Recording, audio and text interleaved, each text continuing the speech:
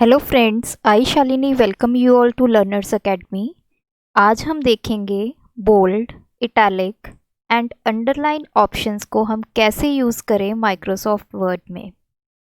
Bold, italic and underline options आपके font group में available हैं, जो कि होम टैब के अंडर है। तो ये तीनों ऑप्शंस जो हैं, ये टेक्स्ट को बोल्ड करने के लिए, इटैलिक फॉर्म देने के लिए या फिर किसी टेक्स्ट को अंडरलाइन करने के लिए हेल्प करती हैं। अब देखिए, मैंने यहाँ पर टेक्स्ट लिखा है, hello welcome to Learners Academy, keep supporting अस।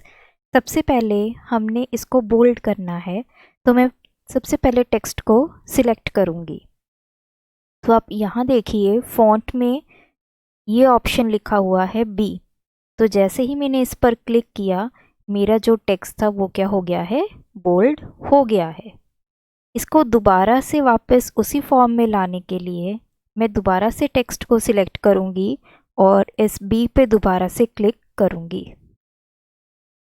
तो आपका जो टेक्स्ट है वो नॉर्मल फॉर्म में वापस आ गया है। आप अपने टेक्स्ट को बोल्ड किसी आप शॉर्टकट की से भी कर सकते हैं। अब देखिए कैसे। सबसे पहले आपने टेक्स्ट को सिलेक्ट करना है, अपने कीबोर्ड से Ctrl+B प्रेस करना है। तो आप देख सकते हैं अब आपका टेक्स्ट जो है वो बोल्ड हो गया है। इसको वापस करने के लिए दोबारा से आप सबसे पहले टेक्स्ट को सिलेक्ट करेंगे और Ctrl+B प्रेस करेंगे।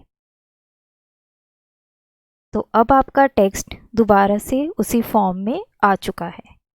नेक्स्ट है इटैलिक फॉर्म में कन्वर्ट करने के लिए। तो सबसे पहले आप टेक्स्ट को सिलेक्ट करेंगे, आई पे क्लिक करेंगे, तो आपका टेक्स्ट जो है वो इटैलिक फॉर्म में अपीयर हो गया है। अगर आपने इसको वापस उसी फॉर्म में लेके जाना है तो दोबारा से आप सिलेक्ट करेंगे अपने टेक्स्ट को और आई पे दोबारा से क्लिक करेंगे। अब आपका टेक्स्ट जो है वो नॉर्मल फॉर्म में जा चुका है। अगर आपने कीबोर्ड की हेल्प से इसको करना है तो आप पहले अपने टेक्स्ट को सिलेक्ट करेंगे, Ctrl+I क्लिक करेंगे, तो आपका जो टेक्स्ट है वो इटैलिक फॉर्म में कन्वर्ट हो जाएगा। वापस जाने के लिए आप टेक्स्ट को दोबारा सिलेक्ट करेंगे, कीबोर्ड की हेल्प से Ctrl+I प्रेस करेंगे और आपका जो टेक्स्ट है वो वापस नॉर्मल फॉर्म में चला जाएगा। अब वर्ड में अगर आपने किसी टेक्स्ट को अंडरलाइन करना है या किसी हेडिंग को अंडरलाइन करना है तो उसके लिए सबसे पहले आप उसको सिलेक्ट करेंगे, यू पे क्लिक करेंगे, तो आप देख सकते हैं आपका जो टेक्स्ट है वो अंडरलाइन हो चुका है। इसको दोबारा से